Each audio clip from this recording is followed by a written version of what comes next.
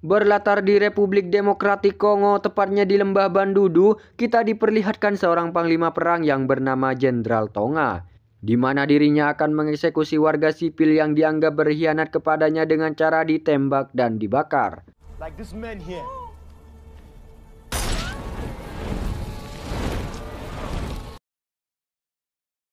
Lalu scene beralih ke Afrika Selatan, tepatnya di kota Johannesburg yang menjadi markas pasukan khusus atau SEAL Team 8. Kita diperlihatkan sang pemimpin operasi khusus yang bernama Letnan Rick, lalu dua orang di meja biliar yang bernama Kes dan Jay, dan seorang yang sedang membaca buku dia bernama Buba, serta Dan dan Vic yang sedang bersama perempuan. Di mana mereka berlima merupakan anggota SEAL Team 8 yang akan menjalankan misi berbahaya yang bersifat sangat rahasia dan tidak diketahui oleh pemerintah Afrika. Mereka semua kini telah berkumpul untuk mendapatkan arahan di mana misi mereka adalah menangkap Jenderal Tonga yang merupakan penjahat perang atau genosida, serta pemimpin salah satu kamp pelatihan di Kongo yang diduga kuat menjadi tempat jual beli senjata secara ilegal. Lalu misi selanjutnya adalah menyelamatkan agen CIA yang bernama Sibon dan juga Zoe Jelani, di mana mereka sedang disekap di kamp pelatihan tersebut, namun hanya Zoe Jelani lah yang masih diketahui kabarnya sampai sekarang. Tak hanya itu, mereka juga ditugaskan untuk menangkap Malin. Menurut informasi yang didapat, Malin merupakan dalang utama dari transaksi senjata ilegal tersebut. Sayangnya data informasi dari Malin sangatlah minim yang tentunya dia akan menjadi ancaman paling berbahaya. Setelah mendapatkan arahan, tim pun berangkat menggunakan helikopter dan mereka akan dibantu oleh UAV atau pesawat bersenjata kendali jarak jauh.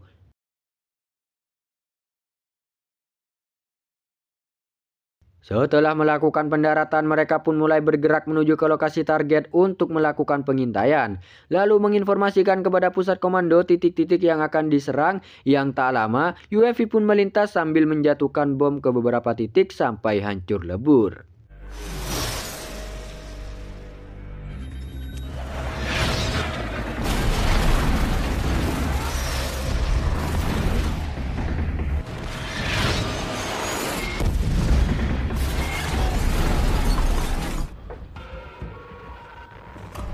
Setelah menghancurkan beberapa lokasi penting, mereka mulai bergerak maju untuk menyisiri area-area yang tersisa hingga tiba di sebuah bangunan kecil di mana pasukan Tonga yang sangat banyak mulai mengepung SEAL Team 8.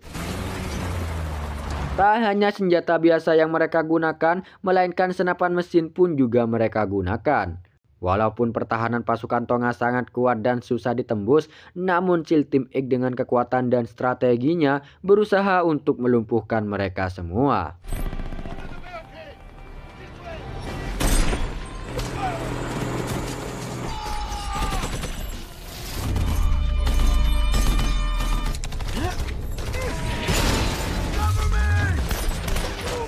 Dengan strategi yang rapi, mereka berhasil melumpuhkan penembak senapan mesin. Yang tak lama, Jay berhasil menemukan RPG.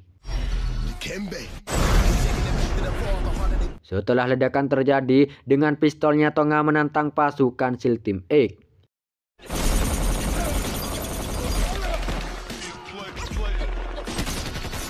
Setelah pasukan Tonga yang di luar dibabat habis, Tonga yang ketakutan memilih masuk ke dalam bangunan tersebut dan bersembunyi di sana.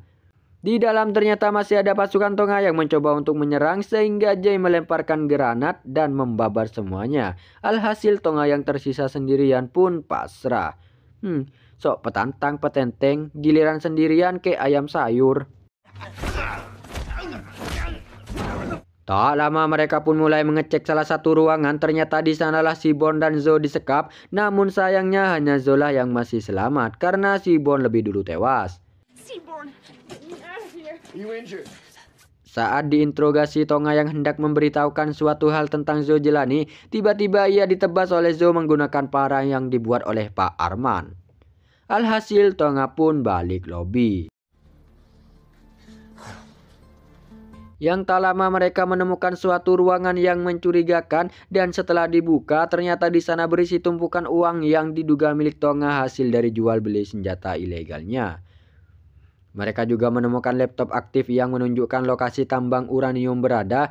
Lalu Zo mengatakan bahwa sebentar lagi Malin akan melakukan transaksi senjata uranium. Jika tidak segera dihentikan, maka senjata tersebut akan jatuh kepada para teroris. Kes mengabarkan informasi tersebut kepada pusat komando. Letnan yang mengetahui hal tersebut mulai memikirkan caranya, karena mereka tidak memiliki tim tambahan dan hanya memiliki tim penyelamat. Bermodalkan tekad dan informasi yang didapat, mereka memutuskan untuk menjalankan misi tersebut serta Zo juga akan ikut bersama mereka. Karena hanya Zola yang tahu lokasi tambang tersebut dan lokasi transaksi senjata yang akan dilakukan.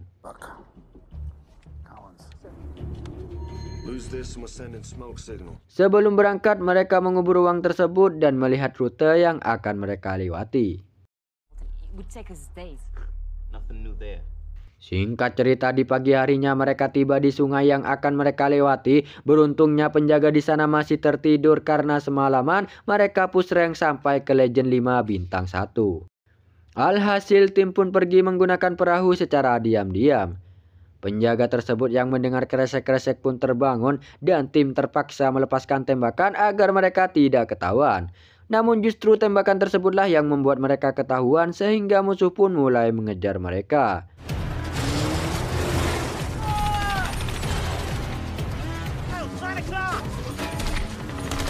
Tak lama serangan RPG pun datang, sehingga Bubba melompat dan beruntungnya serangan tersebut meleset karena yang menembak baru saja bangun tidur. Pasukan musuh kini terus berdatangan mengepung mereka hingga sampai di bendungan. Tim terpaksa melompat bertepatan dengan serangan RPG.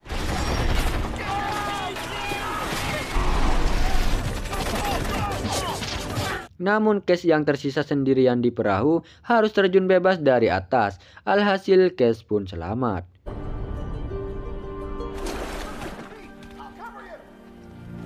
Namun sayangnya Dan yang sendirian berada di paling depan harus terkena serangan RPG yang membuat tubuhnya hancur berkeping-keping.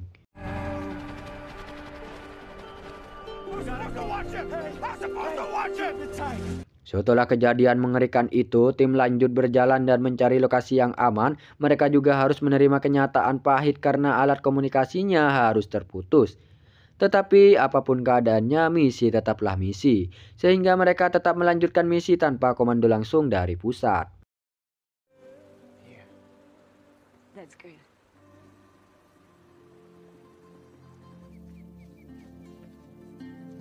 Setelah berjalan cukup jauh, mereka tiba di suatu desa. Namun harus dikagetkan dengan banyaknya mayat yang berserakan. Di mana itu semua merupakan ulah dari Tonga yang sangat keji, kejam, dan biadab. Tak lama ada seorang warlock yang sedang ketakutan, namun beruntung Cash berhasil menenangkannya.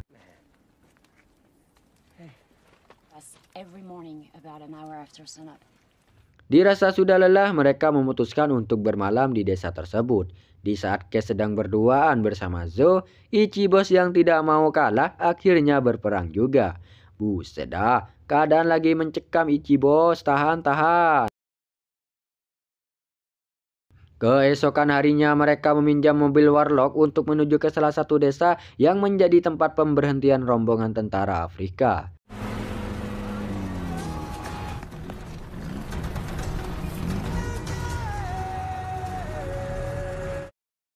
Setibanya di lokasi, mereka semua mulai bersiap mengatur posisinya masing-masing. Dan secara perlahan, satu persatu dari mereka mulai menyelinap masuk ke dalam truk tersebut.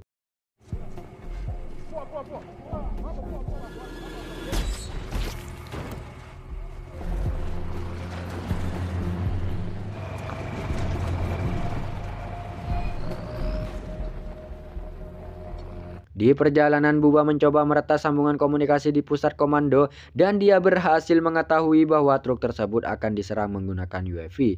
Tanpa Letnan Rick ketahui bahwa anak buahnya ada di rombongan truk tersebut. Lalu mereka pun bersiap. Hingga saat tiba di jembatan,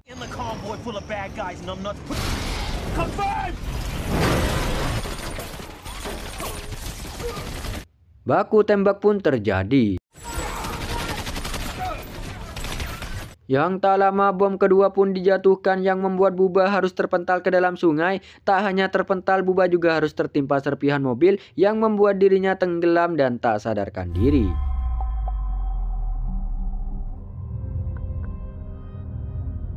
Beruntung Buba berhasil diselamatkan dan kembali sadar. Letnan Rick yang memerhatikan lokasi sekitar kini telah menyadari bahwa anak buahnya berada di sana sehingga dia membatalkan serangan selanjutnya. Karena waktu yang terbatas, tim pun kini melanjutkan perjalanan serta Letnan Rick yang terus memantau mereka supaya posisinya tetap aman.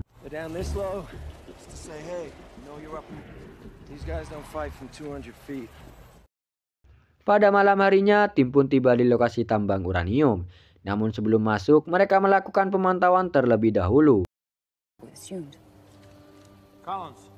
Di pusat komando, Letnan Rick memerintahkan pilot drone untuk bergerak lebih dekat lagi posisinya, agar bisa lebih jelas memantau anak buahnya.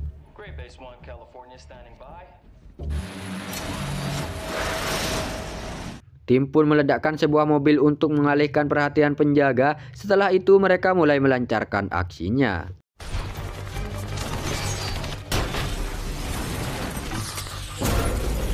Setelah berhasil melumpuhkan para penjaga, mereka lanjut berjalan hingga tiba di lorong kecil. Mereka mulai berpisah. Tak hanya musuh yang ia temukan, di sana juga terdapat para penambang yang dikerja paksa, namun mereka membiarkan penambang tersebut tetap hidup. Setelah mencari-cari, mereka belum berhasil menemukan Malin. Justru Bubala yang harus terkena serangan oleh seseorang hingga dirinya sekarat. Mengetahui hal tersebut, Vic pun bergegas menghampiri Buba yang sekarat dan Sulah yang mengejar orang itu. Kini strategi mereka mulai berantakan akibat serangan tersebut. Tak mau kehilangan jejak, Kes dan Jay bergegas mencari Zo yang sedang mengejar orang tersebut. Yang tak lama kemudian, pasukan musuh mulai berdatangan menggunakan kendaraan. Letnan yang mengetahui kedatangan musuh memerintahkan untuk menyerang sekarang, namun belum sempat menyerang, UAV pun harus terkena serangan RPG. Kembali ke Kes dan Jay yang harus kehilangan jejak Zo, mereka berdua memutuskan untuk keluar dari lorong tersebut. Dan ketika sudah keluar, mereka dikagetkan dengan Zo yang sudah berganti pakaian. Ternyata selama ini Malin yang dicari-cari adalah Zo Jelani sendiri yang berhasil mengelabui pasukan SEAL Team X. Tak hanya itu, ternyata Zolah dalang utama dari transaksi senjata uranium tersebut. Pantas saja saat Tonga ingin menyampaikan suatu hal, Zo dengan cepat membunuh Tonga karena ia takut identitasnya terbongkar. Zo pun meledakkan lorong tersebut. Alhasil Buba dan Vic harus tewas terkena runtuhan pasca ledakan terjadi.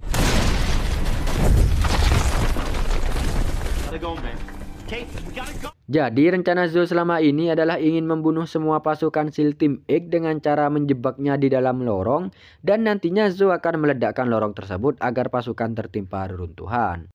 Beruntungnya Kes dan Jay berhasil selamat dari ledakan tersebut. Setelah keluar, Kes dan Jay menghadang Zo yang hendak pergi, namun sayangnya Jay harus tertabrak sehingga dirinya tak sadarkan diri dan dibawa oleh kelompok Zo untuk disekap. Kes sendiri berhasil selamat setelah menghindar dari penabrakan tersebut.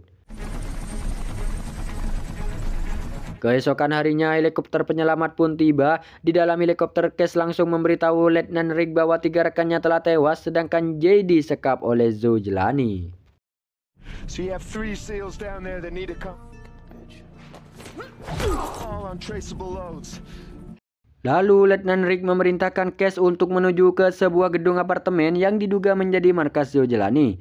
Planet in there with mob rule, tribal kingdom. We saw it in Mo back in Oakland. How long? 2.5 hours. Tree until the cavalry gets there.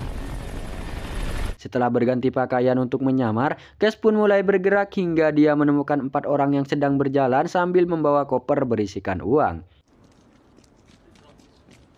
Untuk mengetahui identitas orang tersebut, Kes merekam percakapan mereka yang selanjutnya ditelusuri oleh pusat komando. Yang tak butuh waktu lama, identitas mereka pun terungkap. Di mana dia adalah pembeli asal Iran yang bernama Amjad. Dia jugalah tadi malam yang datang ke lokasi penambangan. Lalu mereka pun berangkat untuk menemui Zo Jelani. Saat sedang mengikuti Amjad, Cash harus dihadang oleh kelompok bersenjata yang telah dibayar oleh Zo.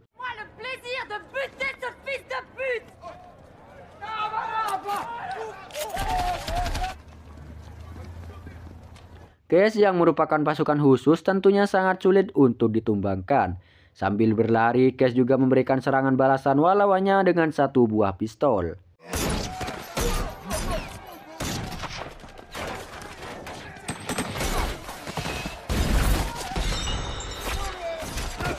Di saat keadaan terdesak, Cash memilih bersembunyi ke suatu tempat yang ternyata di sana terdapat banyak senjata. Alhasil, Cash pun mengacak-ngacak kelompok tersebut.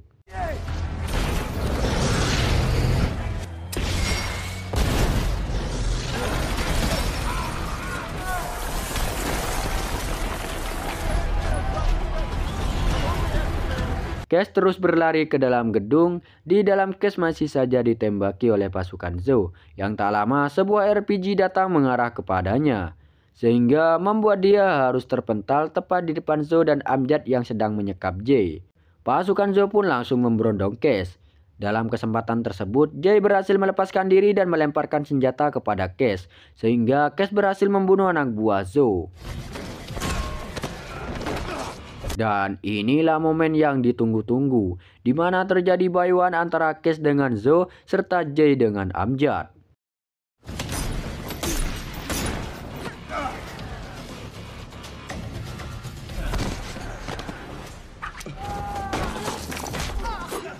Setelah Jay berhasil membunuh Amjad dan Cash berhasil memojokkan Zo, Jay memberikan pistolnya kepada Cash untuk membunuh Zo. Namun pada awalnya Cash memilih Zo di penjara agar menerima siksaan dan menderita di penjara selamanya.